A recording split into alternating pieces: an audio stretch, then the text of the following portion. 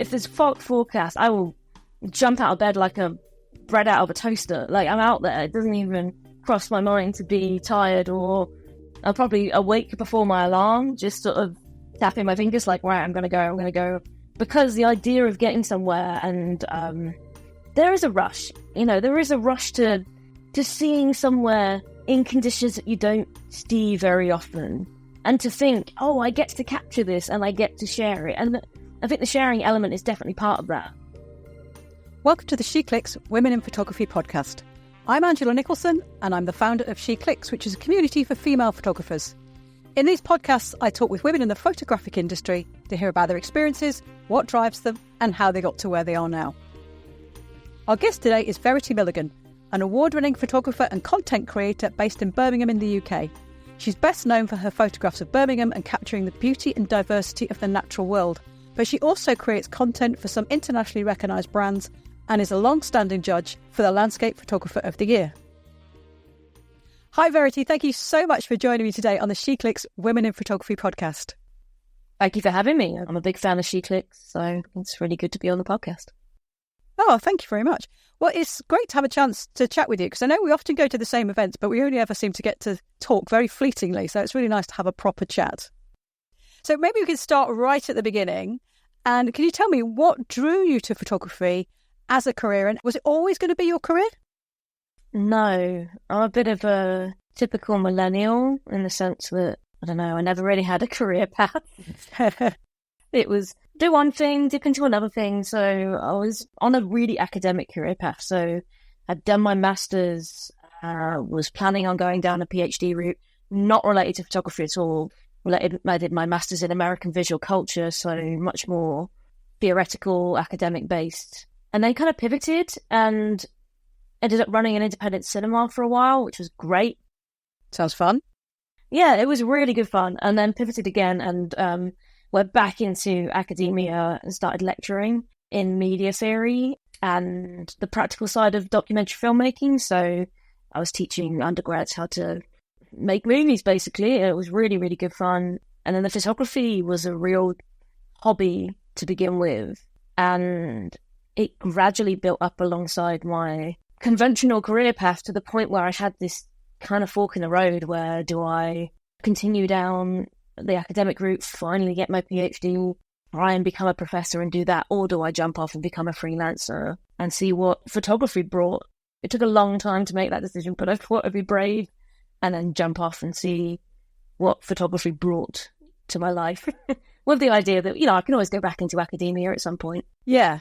So, I mean, if you were teaching students about how to make movies, you must have been using a camera and filming and stuff at some point before that. Yeah, I think I did a lot of sort of documentary filmmaking in my, early 20s. So working as a runner on various productions and just getting involved in the West Midlands film industry. Yeah, I don't know where it's sort of the practical side of things. So I as I worked at the cinema, I also had a role as a technician. So I was surrounded by kit, photography kit, video kit, and I just picked up skills from there. And then that kind of one thing led to another. And I was at the University of Leicester is where I taught, and it's a very theoretical red brick. So there was just me doing this practical based stuff, which was really good fun, but it was very much a kind of one module in a bigger degree that was much more theoretical based. So they ought to come along to my module in the middle of their 3-year degree and have fun. So I always felt like, yeah, I'm the fun one. Come and have fun in my documentary filmmaking module and get away from the theory for a bit. But yeah, so there was that. And I picked up a stills camera when I was 25. So what's that, about 16 years ago now, and really enjoyed the process of taking still images and how it's so much quicker than doing video. So yeah, that was really good. It really is. I love shooting video and editing it, but you're right, stills are so much quicker to deal with. Oh, and I'm trying to start a YouTube channel at the minute, so I'm getting back into that. Premiere Pro, full-on edit. There is something really nice about getting lost in an edit and losing hours and hours and hours, but it's just it's just so much more time consuming than, shooting and editing one singular image. So It's good to retrain my brain, I think, to concentrate for a longer time span. Editing video, I find it very, very absorbing. But do you find that you're the sort of person who keeps going back and then you just want to tweak a bit more and a bit more? And then if you've made that tweak, then you need to make that tweak to all the other clips as well. And you keep just continually editing. Yeah. Are you also a perfectionist then? Because absolutely, I can't leave it alone. Right. I've had this one thing done. Uh-huh. Or I've had this one edit done, and it's done. I know it's done. I just have to, like, cross the I's and cross the T's and dot the I's, and then export it, and it's done. But I'm like, well, maybe I need to make that. Yeah, it's. I could go on forever, and to my detriment, I think. But at the same time, you know, I guess being a perfectionist is part of being creative on some level. Yeah. So you shoot like 3 hours and you come out with a 2-minute video. Yes. Or more like me, shoot 13 hours and, you know, have so much B-roll I don't know what to do with. Because when I was teaching documentary filmmaking, that was what we'd hammer home, that you need footage. Like, one, get your sound right, because if your sound's not right, forget it, it's not going to work. And two, shoot way more than you think you need, because you can never have enough footage. But I think I'd probably take that to the extreme. So your YouTube channel, is it live yet? It's not. I have this one, like, I've done a video in Northumberland. It's ready to roll. My wife helped me out, so she was like my second shooter. So she did some shots of, you know, the kind of, I don't want to do the typical landscape stuff, but some of the stuff you kind of have to do where you walk past the camera and kind of slow-mo turn to look at the scene. So yeah, it's all ready to go. But yeah, it's just finally sort of hitting that button because, and I don't know if you found this, when suddenly you become the product rather than just the photo that you're putting out there, it's scary because I can hide behind a social media edifice and be like, this is just, the image just does the talking. And yet when it's a video, there's nowhere to hide. So it's me, and it makes me a little bit vulnerable. So I think that's part of why I haven't quite got round to just hitting the go button on it yet, but I'm getting there. It's taken a long time. No, that's interesting. I can totally understand that. But I would also say that YouTube is a lot friendlier than it used to be. It used to be, I would say, something of a bear pit, but now it's a lot friendlier. And I think you build up your audience, and your audience will be similar people to yourself, you know, friendly individuals who want to know what Verity's up to, what's she filming, what's she shooting today. I think you'll be fine. Thank you. I appreciate the encouragement. It really does help. You're right. You build up your niche, right? And I feel like in a this may be going slightly off topic, but in a creative world where we're kind of going up against the AI and what that's going to bring, the journey and documenting that journey feels even more important, because, not to sound like a sort of GCSE maths, but if you can show you're working out, then people know how you got to that image, and it feels like you're taking them with you rather than just presenting this thing that, you know, doesn't necessarily have a start point, but they're just seeing the end point. I think that's exactly why on Instagram people love to see the picture and then they love to see the behind the scenes. There's exactly that sort of thing. And there's all those, you know, there's lots of photographers and non-photographers who want to know how you captured that particular image. You know, where were you? What was your viewing point? What were your decision processes? All of that sort of stuff. So, yeah, I look forward to seeing that. So press the button. So back to photography. You moved into photography. You said you just took a leap, although it was a sort of slow motion leap that didn't happen straight away. How did you start finding your first clients? You know what? And I don't take this for granted, but they found me, and that's been really wonderful, because what I did was share the stuff that I like to take photos of, especially around Birmingham and cityscape stuff. And from that, a kind of platform emerged that I stepped onto, and people would then come to me and say, oh, we really like your pictures of this. Would you consider taking pictures of this? And oddly, sometimes those two weren't related, but it was like the stuff I really loved to shoot became this calling card of, I guess, what they perceived to be quality. And then, yeah, and I had a Wobertide. I had an article in the Daily Mail which showed off my images of Birmingham, and that did a lot of good for people sort of discovering who I was. I got my first 2 big commissions off the back of that, really. And it's kind of snowballed from there. And for the most part, that's still how I get a lot of my commercial work, is sharing the stuff I like to do and building up that reputation and having that somehow materialize into paid work. But again, often the two necessary, some of them are architectural, but it could be headshots or it could be events, and they're not necessarily related to the work I love to do for me, but somehow a link is made and a bridge is made between those two and it connects. We'll be right back after this short break. Please excuse this interruption. This podcast is supported by Canon, a leading technology company founded in Japan in 1937. Canon is dedicated to helping people reimagine and push the boundaries of what is possible through imaging. Canon believes in living and working together for the common good to develop a better society and a more inclusive and equitable world. Let's get back to the episode.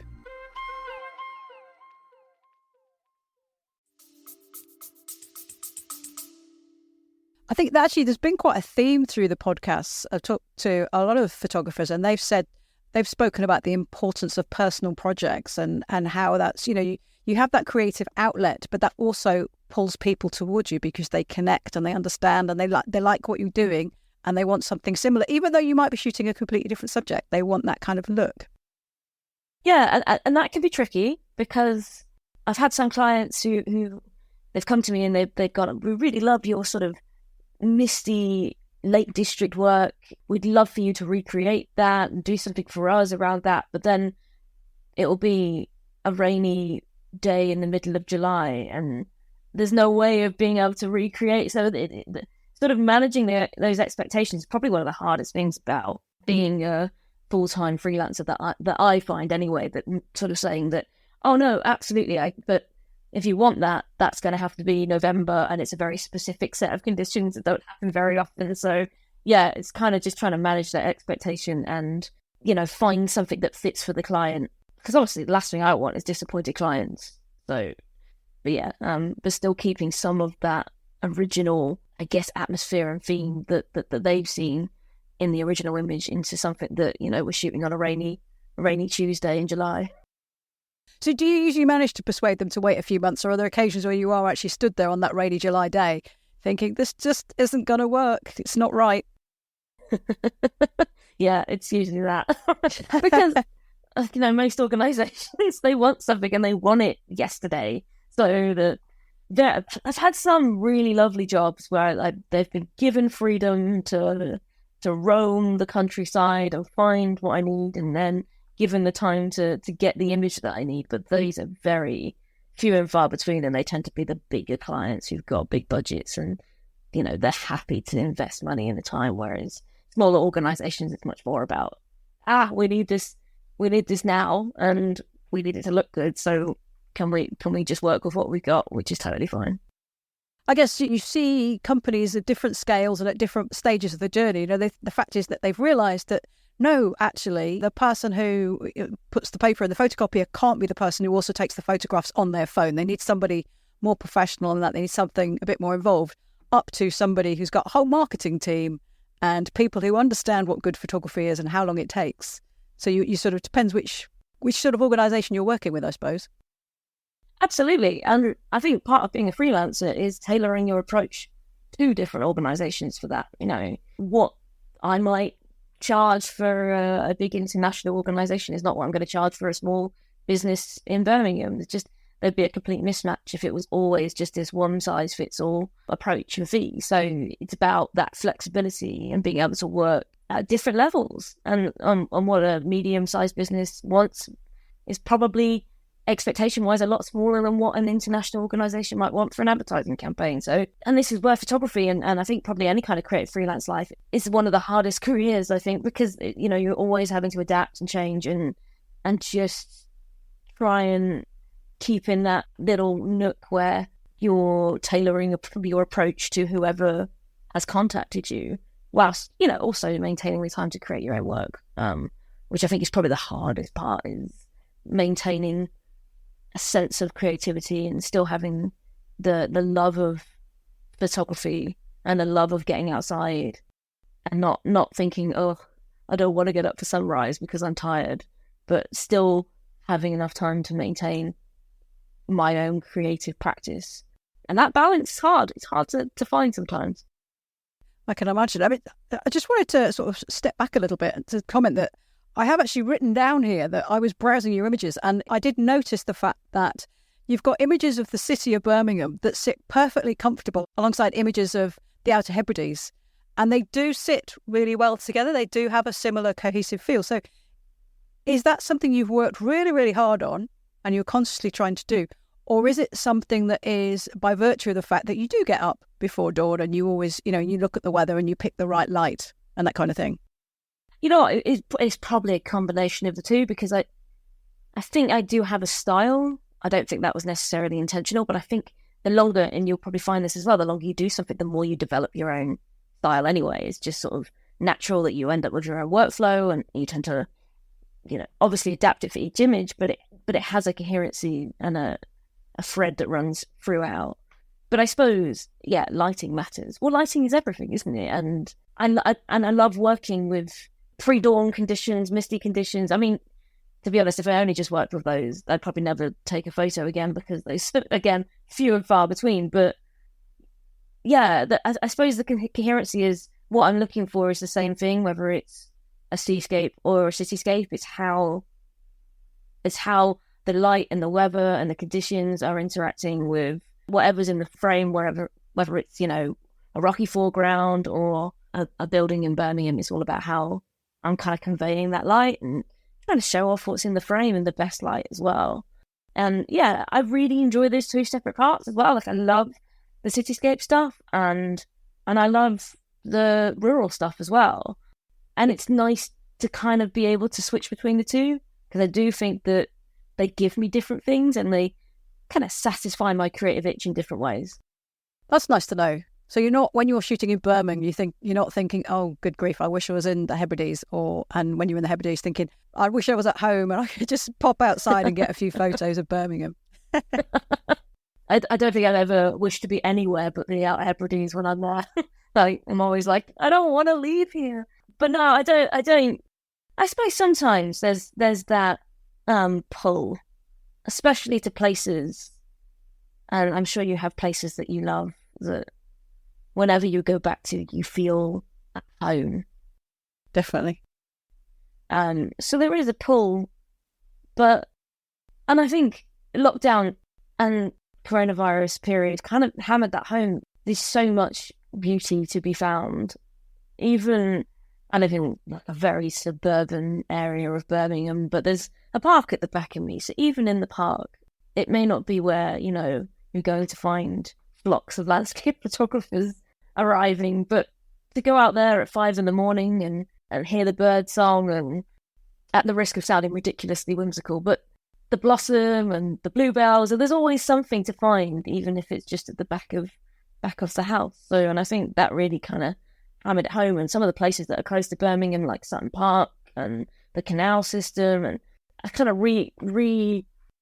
fell in love with them all over again when I wasn't able to travel further. Yeah, and even getting back out into Birmingham after lockdown. Yeah, Birmingham's got a heck of a lot to offer. I mean, I've been lucky enough to go there a few times and, go out taking photographs on a couple of occasions. And there's such a variety of stuff. You've got the extremely modern right next to canals and Victorian buildings and stuff. You just turn a corner and there's a completely different scene.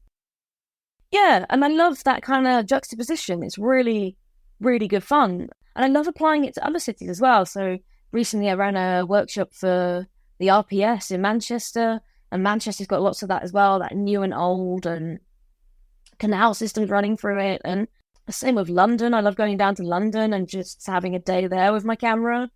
The thing about city stuff as well, that things change and they move fast, way faster than they would if in a scene in Torridon or something. And I love that kind of, you blink and you miss it. And I've had compositions that I've taken and I've gone back sort of 6 months and gone, I could probably do that a bit better. And I've gone back to where I took that and it's changed and I can't get that shot again. So, and I've said this before, but you end up becoming this kind of, if you're in one place for a long enough time, this unwitting documentarian, because you end up capturing change as it's happening.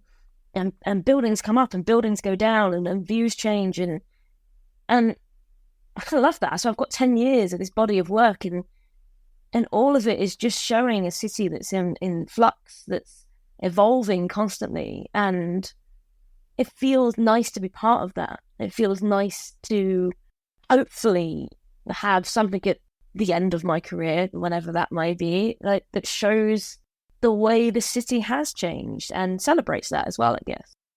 Yeah, I think it's important. It's historic, actually, isn't it? It's a historical document, effectively. When you see pictures from the 1950s and they have a inherent appeal because they're from a time that doesn't exist anymore. And it's really a really interesting kind of angle to separate what is just historical, but what's also art. I think it's an interesting niche that my brain falls into sometimes. Like what is good and what is just old enough to feel like it's good. Now, you mentioned workshops. What made you start leading workshops? I suppose because I come from a background of teaching, it felt like an obvious jump. It's not been easy, actually. I think that the kind of approach that you would take to undergrads and 18 to 21-year-olds is very different from the approach that you would take to adults who probably already know what they're doing for a certain extent. I mean, some people are beginners, but that kind of differentiation between people, I think, is a lot more relevant when it comes to teaching people who, across the spectrum and aren't just there because they have to be there. They're there because they want to be there, and giving them value for money as well. Like, I want them to have the best experience. So it's not an obvious leap, I guess, for landscape photographers, but it feels like it's one of the only ways I think that people who want to be a landscape photographer can really enjoy being out in the landscape whilst also, I guess, earning money to a certain extent. Although it's not really about that. Of course, that's part of it. But I've had some workshop experiences that I love so much that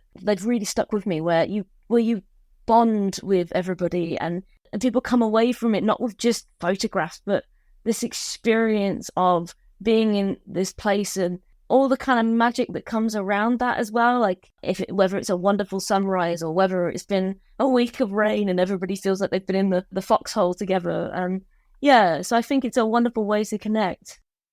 Yeah, I can definitely see the appeal. And first-time workshop attendees can be a bit shy, a bit nervous because they don't really know how it's all going to go, what to expect. How do you like to break the ice and make them feel comfortable? Find out what makes them tick creatively. So what is it that excites them? What kind of photo, if they could take that photo, what would it look like? What would they be proud to show their family? But also, how do they feel about the outdoors?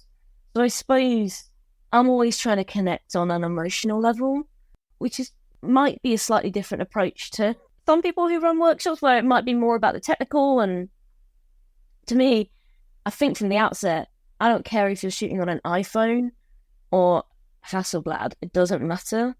What matters is how you feel about the scene in front of you, and are you connecting with that? And sometimes I prefer it if they are shooting on an iPhone, because sometimes I think cameras can get in the way. They need to be a conduit, not a barrier. And I suppose that's probably what I try to do. I try to explain on the first time I'm meeting a group of people is that this isn't really about that technical experience. It's about connecting with these beautiful landscapes and hopefully connecting with each other. And again, that might sound horrifically emotional and a bit, I don't know, like I said, whimsical, but to me, that's what's important. Like the photo's just a cherry on top. That's just a way of saying, hey, look, this was beautiful. I get to show you how beautiful it is. But the experience is just, that's the iceberg, and the experience is everything that's underneath. So yeah, I think I just try and connect with someone on that level, and then hopefully we can go from there and build up a rapport and especially build confidence. I think it's not always the case, but on the workshops that I've ran, maybe 80% of the women on them, maybe lack a little bit of confidence and need a bit more. And they tend to be just amazing photographers. They just haven't realized that yet. So it's my job to make them realize that. That's great. I imagine that when you're saying to people that, it's about connecting with the landscape and it's not about the technical aspects, there's quite a lot of people who are internally going, thank goodness, there's not going to be a test on apertures and shutter speeds, and they won't be looking at my tripod and thinking, oh, no, you got the wrong one there. But I bet that helps people relax quite a lot. I hope so. Because I get a lot of people who say, oh, well, I've been told I have to shoot on manual. Where are you comfortable? What makes you happy? Shooting aperture priority? Great. Stay there. We'll work around it. The idea that there's this definitive set of rules that if you don't follow, you won't be considered a good photographer is rubbish. Like, whatever makes the camera easier to use and you more comfortable with it is far more important than what someone somewhere told them to do. And who cares? Like with tripods as well. People are like, oh, I don't, is my tripod good enough? And I'm like, I mean, if you don't want to shoot on a tripod, don't. We'll find a way around it. I mean, I used to walk around with a bag of rice instead of a tripod because they were so cumbersome. And and they still are. I hate carrying a tripod around. I know I need it to a certain extent, but the lighter, the better. So we've spoken about your commercial work, your personal projects, the portraits you shoot, and also running workshops. How do you balance all of that on a day-to-day basis? And you're also quite active on social media. Yeah, it's tough. I'm neurodiverse, so I find it quite hard to organise myself anyway. I'm still probably not as good as I should be, so I tend to pick and choose what I'm doing in any one moment, and I think it's probably better if I had set days for things, but I suppose I just muddle through and things seem to work out. But yeah, there's probably a better way of doing it, but it's the whole point of this for me. So academia was great because it wasn't a 9 to 5. I mean, technically, you have to be there to teach, but it had its peaks and it had its troughs, and in the downtime, I had more time, and then the times when it was a really heavy semester marking time, it was all hands on deck. And I work so much better if I'm not told I have to be here at this time and I have to leave at this time. So having the freedom of being a freelancer, I love that. I love that, I can take one morning to, just edit a couple of images, or maybe I have to do some admin, or maybe I have to chase up some invoices, but every day is different, and that's really, really good for me. Yes, I like a bit of variety as well, but I find it quite funny that you said that, you don't like to have to be at a certain place at a certain time, yet you are a landscape photographer who likes to get out for sunrise in misty conditions. So if the weather forecast is going to be great and you know what time the sunrise is, you have to be there. Yeah, that's true, but that's exciting. Right? That's really like, if there's fog forecast, I will jump out of bed like a bread out of a toaster. Like, I'm out there. It doesn't even cross my mind to be tired, or I'll probably awake before my alarm, just sort of tapping my fingers like, right, I'm going to go. Because the idea of getting somewhere, and there is a rush, there is a rush to seeing somewhere in conditions that you don't see very often, and to think, oh, I get to capture this and I get to share it. And I think the sharing element is definitely part of that. Okay. But yeah, that's exciting. That still, after all these years, excites me. 4 a.m. starts don't necessarily, but it's worth it if it all goes well, and then I can reward myself with a coffee at 8 in the morning or something. Yes, there is a certain reward there, isn't there? When you're sat having a piece of toast with a nice coffee, 8 a.m, you've already done some great work and you're really happy with what you've seen and what you've captured. I can see that. I just wish I could do it more often. But yeah, and also there's this, and you'll probably understand what I'm talking about. The way being outside on a quiet morning when there might be some dog walkers around, but it's really quiet and still, and you get to hear the dawn chorus, you get to watch the sunrise, and it fills me up. we went to the Lake District, me and my other half, on Friday night, and we just decided at 9 o'clock we're going to jump in the van, we're going to go to the Lake District. And I got there at 1 a.m., got up at 5 a.m. for sunrise. And all of Friday I was feeling really, really off. And it was just, we had to get back for Saturday night, but felt just really good. Like all of the troubles of the world had gone away because I got to wander around taking pictures of a heron at sunrise. And I'm not a wildlife photographer, but it just didn't matter. It was just being there and the stillness and the blue skies and witnessing spring doing its thing. And it just, it fills me up. And that feels like the real reward. And the photography is just, that's just a wonderful cherry on top to everything that comes with being outside. Wonderful. Please excuse this interruption. Thank you to Seawe, Europe's leading photo printing company, for supporting this podcast. Seawe offers an extensive range of high-quality photo products, including the award-winning Seawe photo book, wall art, calendars and prints. They also host the world's largest photo competition, the Seawe Photo Awards. It's free to enter and you can submit up to 100 images for a chance to win a share of €250,000 in prizes. Visit seawe.co.uk or check the show notes for more information. OK, let's get back to the show. I think that seems like the perfect point to go to 6 from SheClicks. So I've got 10 questions from SheClickers and I'd like you to answer 6 of them, please, by choosing numbers from 1 to 10. So can I have your first number, please? Okay, I'm a January baby, so number 1. OK, this question's from Amy. Where is your favourite place in England to take photographs? In England, okay. I'm going to say Borrowdale. Nice. I think it's just a magnificent place, and I go back there again and again and again. So that end of Derwentwater to the Misty end is just one of my favourite places, whatever the season. So, and I've had so many amazing mornings of photography there and amazing afternoons watching showers move through and walking up Shepherd's Crag and watching the sunset from there. And I would definitely say that. I think it was my gateway drug into landscape photography, and ever since it's been one of my favourite places in the entire world. I can picture it perfectly because one of the very earliest SheClicks meetups was in Borrowdale, and I remember really smiling to myself because I looked up and I think there were maybe like 8 or 10 of us, and there was no 2 lenses pointing in the same direction, but you could see exactly why everybody was pointing their lens in that direction, because there was just fabulous scenery or amazing details in every direction. Oh, it's got so much going for it. And you're right, it's a bit of a honeypot in the sense that wherever you point your camera, there's something to take a photo of. And maybe that's what keeps me coming back again and again. And looking back towards Skiddaw and very good. Nice. Okay, so could I have your second number then, please? Okay, number 5.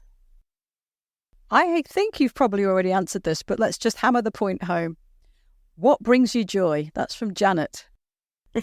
Definitely just being outside and feeling alive when like the first rays of the sun break through a misty morning and you just feel that kind of, whether it's winter or summer, that warmth on your face, or when you're wandering through dewy grass, or when something just comes in front of the lens, whether it's a robin or a deer or a scenery that I hadn't spotted before, and carrying all of that with me through the rest of the day. I think just being outside in nature brings me joy, and I think it always will. It's nice at the end of the day or whenever you download your images to be able to look and just sort of nod to yourself, oh yeah, that's what I saw. Yeah, and often like the image that I'll pick that day, I'll be so emotionally attached to that it won't be the best image. So I'll go back 6 months later and be like, oh, why did I pick that one? Whereas that one's clearly better. So that's it. The side quest of that is always look back at your images. Yes, good point. Okay, so your third number then, please. Okay, 7. It feels like most people move from stills to branch out to video, but you move from video to stills. How do you think it's influenced your journey in photography? That question is from Liz. Oh, that's a good question. I think it means that I'm more narrative driven, because obviously with video, you have to build a narrative. And I think in the images that I'm trying to create, stills wise, I'm trying to find a narrative in a single frame, which is probably why I'm so picky about what I shoot and what I share, because I think videography taught me what quality was, and it taught me lighting especially. So just like photography, shooting video is all about light and how you're using the light to tell the story. Photography is almost like condensing all of that knowledge down into this one single frame, and it's a skill that I'm still learning, like how to put that across with all of the elements when you haven't got 2 minutes of footage. You've just got this one thing that will hopefully hold someone's attention for longer than a couple of seconds. And I think it's probably a lifelong learning curve. But yeah, I think it taught me that. I think lighting especially and storytelling are probably the 2 main aspects that I've brought with me into my stills photography. Okay, good answer. Thank you. Can I have your 4th number, please? Go for 10. Number 10. This is from Helen. What is your favourite season? It's between autumn and winter. So, if I can get away with saying it's that transition period. Autumnal winter. Yeah, absolutely. Which is totally a season. I'm making it, and we've got 5 seasons now. That wonderful time, which is probably about kind of, October 25th. Roughly. All the way to like November 25th. Uh-huh. Yeah, that transition from autumn to winter is my favourite season. Where, yeah, so if I had to pick a definitive season, it'd be autumn. But yeah, I think I'm at the end of it for sure. So what is it about the transitional phase that you particularly like? What aspects of autumn are still there and the winter is just appearing? What is it that really sucks you in? I just like transitional periods anyway, because you get that kind of, you get it in spring as well. So when you're moving out of winter into spring, you get the days where it appears like winter, but you've got the spring colours, and it's almost the reverse of that. So it's the last gasp of the season, but you tend to get more likelihood of a little bit of snow, especially on the tops. Hoarfrost, which I'm a huge fan of, any kind of frost with that autumn colour, and you get that sort of blending together, but also there's a little bit more opportunity for mist, so colder nights, a little bit of warmth during the day, and some of that moisture. So yeah, I think early autumn has real appeal, but it's too much like summer, and there's just some of those dull greens about. So by the time you get to the end of October, it's in full swing. And I've had some of my best days of photography between the beginning of November to mid-November. So for a lot of people, I think they think autumn's ended then, but for me, that's where it really gets going. Okay, so we've narrowed it down a bit now, because it was from the 25th of October to the 25th of November, but it's now early November. We're getting there now. Right. Okay. Yeah, but it's Okay, so can I have your 5th number, please? 4. Number 4, right. Francesca says she's a big fan of yours, and she wants to ask, why do you think that there don't seem to be so many well-known, acclaimed female landscape photographers? She subscribes to a photography magazine, for example, and every issue there's only a couple of women featured, or only a couple of images taken by women, but there are many, many photographs in there. It's a really tricky one, this, because there's a lot of talent out there. I do think there is a discrepancy between talent and representation, I think. And this is very much from personal experience, and it's and I certainly can't apply it to everybody, but I do think there is a confidence imbalance as well. And I'm not saying that all male photographers are confident in their abilities and are It's certainly not a catch-all. But I think that as a gender, we might not be quite as forthcoming as we should be. And the experiences and conversations I've had, there's been a lot of, oh, I don't think I could go out at that time of the morning on my own. And I totally get that. And there might just be, I don't know, just there's a lack of representation across the board. I don't necessarily think it's just a gender-related thing. I think there's a lack of representation in terms of class as well. Photography is not an easy industry to get into. It's a very expensive hobby, never mind career. And I think there just aren't a lot of opportunities. And I think that is shifting, especially with regard to gender. So I think that we are seeing a lot more really talented female photographers out there who are getting attention, and rightly so. But I do think there is a lot of work to be done with building up a confidence as a cohort that you have the right to be in this space.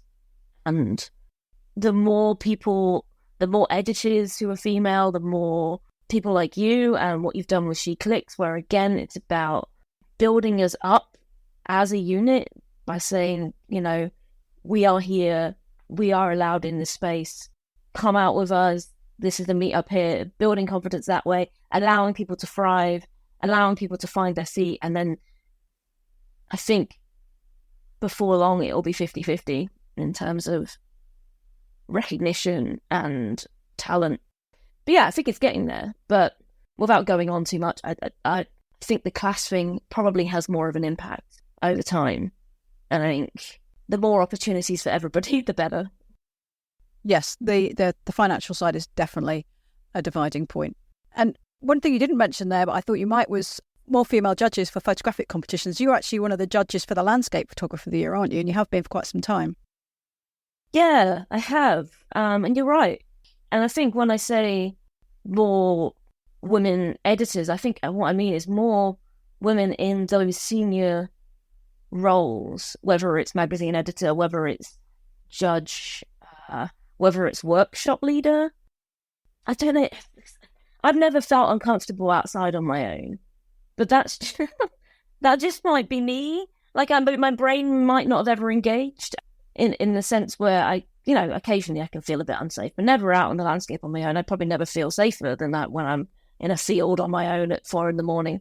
And I think I can see why that's, you know, for some people that's really daunting. But you're right. I think more judges, I think it's all about representation, but I think there's no simple answer to it either.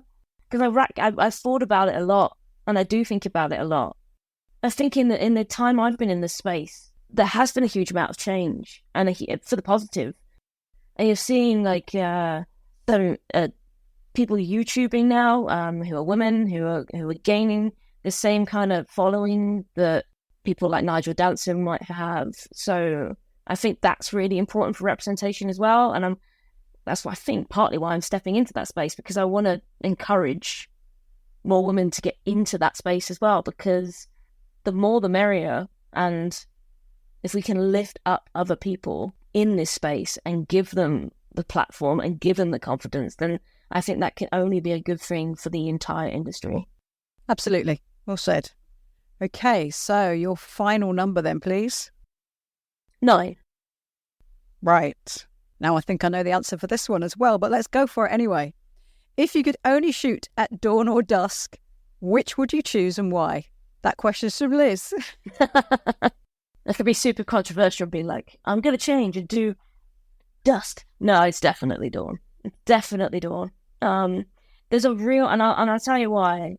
Although oddly, if it's a city, I'd probably say dusk, because for me, blue hour in the city is where the city really comes alive. It's where the landscape kind of goes to sleep, but I love that a little bit of time between sunset and certified darkness, so civil twilight, where ambient light and artificial light balance out. For me, and it's often, it gets longer during the summer, so I look forward to shooting that time in the summer because it can go on for hours, but I love it. It's just, and it took me a while to fall in love with that in the city because I was always about colour. And then I sort of did this one shoot and I realised, oh no, there's something here.